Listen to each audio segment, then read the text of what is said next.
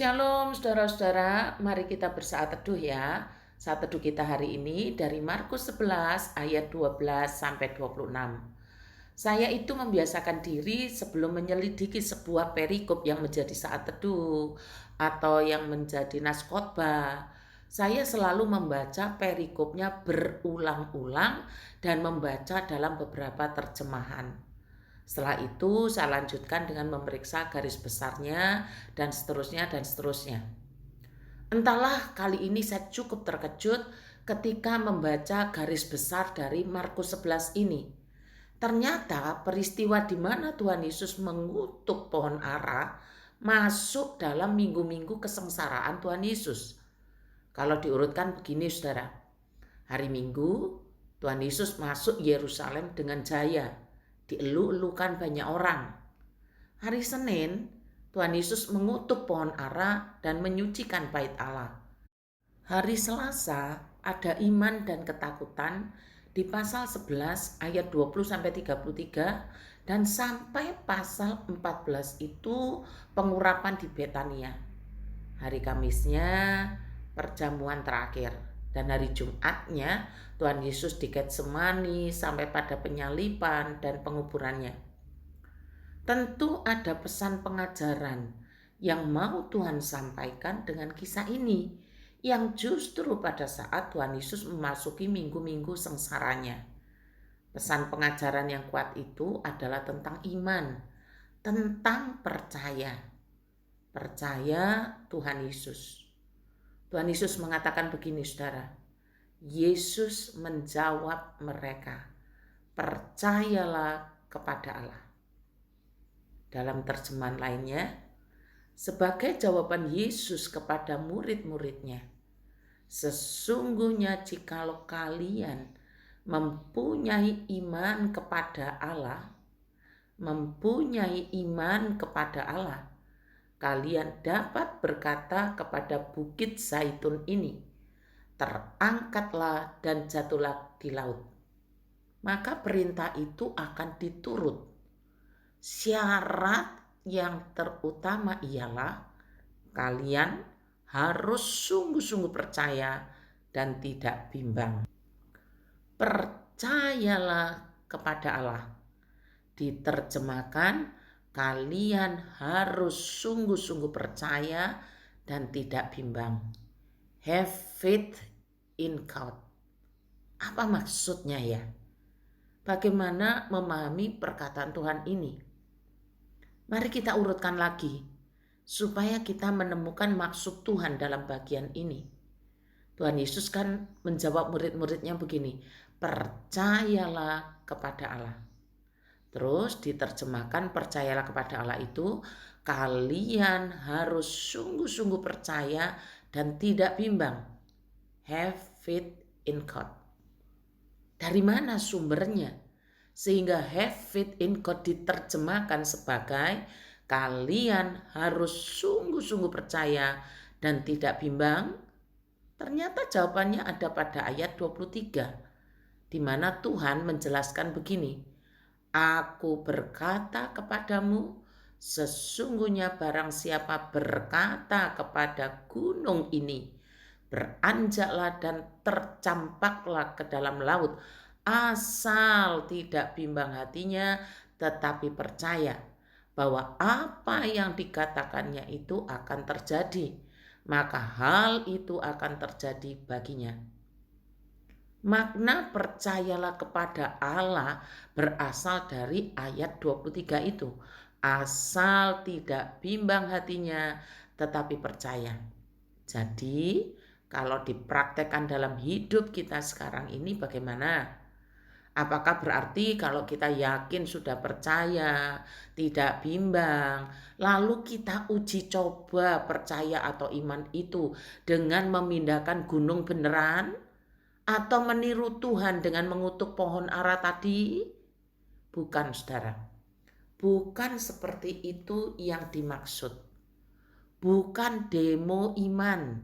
Seolah-olah menunjukkan iman itu sesuatu yang harus didemonstrasikan kekuatannya. Bukan seperti itu.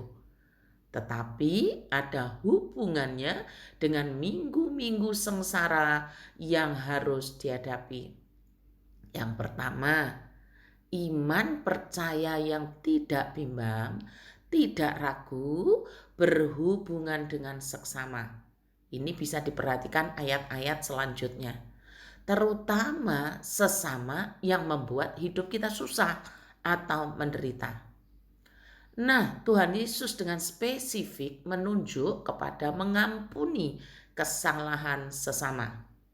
Di dunia yang penuh dengan kemajuan teknologi ini, kadang lebih mudah memindahkan sebuah bukit ke dalam laut untuk menguruk sebuah teluk ketimbang meruntuhkan tembok maya berupa kebencian antar sesama. Karena itu, pengampunan kepada sesama sebenarnya merupakan salah satu tanda iman yang penting. Saya perlu menggarisbawahi, pengampunan kepada sesama sebenarnya merupakan salah satu tanda iman yang penting. Bahkan bisa dikatakan, seseorang belum benar-benar beriman kepada Allah dan kepada karya pengampunannya bila ia belum dapat mengampuni sesamanya. Ingin membinakan gunung dan melakukan hal-hal besar lainnya bagi Allah dalam iman dan ketaatan kepada kehendaknya? Pertama-tama saling mengampunilah karena Allah. Yang kedua, iman percaya yang tidak bimbang, yang tidak ragu, berhubungan dengan ketetapan ilahi atas hidup kita. Kita berharap ketetapan Allah atas hidup kita itu semuanya baik-baik. Tetapi jika Allah menetapkan hal yang kurang menyenangkan, apakah kita sama besar percayanya? Tuhan bisa saja menolak masuk Yerusalem, tetapi ia tidak mau melakukannya sebab Tuhan memilih untuk menaati kehendak Bapa. Iman itu memilih menaati kehendak Bapa. Memilih menaati kehendak Bapa ternyata lebih sulit daripada memindahkan gunung. Jadi mari kita jujur terhadap keadaan iman kita. Apakah selama ini kita mengarahkan iman itu kepada kehendak Bapa dan menaatinya? Kita sering tergoda untuk mendemonstrasikan iman seperti memindahkan gunung dan lain-lain. Tetapi sekarang mari kita mengarahkan iman kita, iman percaya yang tidak bimbang, yang tidak ragu itu berhubungan dengan menaati kehendak Allah atas diri kita. Termasuk ketika harus menghadapi kesusahan atau penderitaan sebagaimana Tuhan Yesus masuk ke Yerusalem pada perikop ini. Kiranya Tuhan menolong kita untuk terus-menerus memperbarui pengertian iman yang sejati itu, yaitu menaati kehendak Allah dan belajar terus mengampuni. Mari kita berdoa. Bapa di dalam sorga, kami bersyukur bahwa Engkau memelihara hidup kami dengan firman-Mu.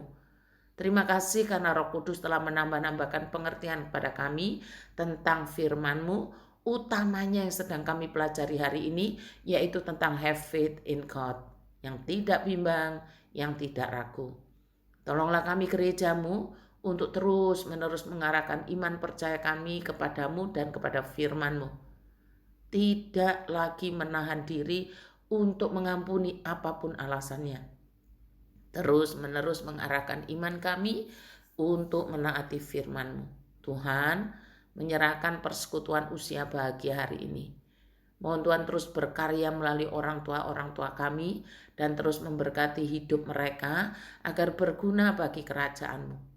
Menyerahkan dan mendoakan untuk jemaat Tuhan dimanapun berada, kiranya Roh Kudus terus-menerus menambah-nambahkan iman dan memelihara mereka sampai Tuhan datang kali kedua.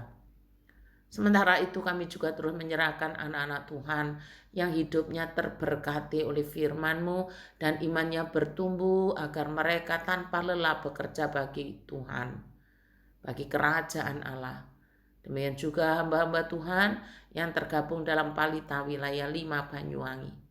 Terima kasih Tuhan, di dalam nama Tuhan Yesus kami berdoa. Amin.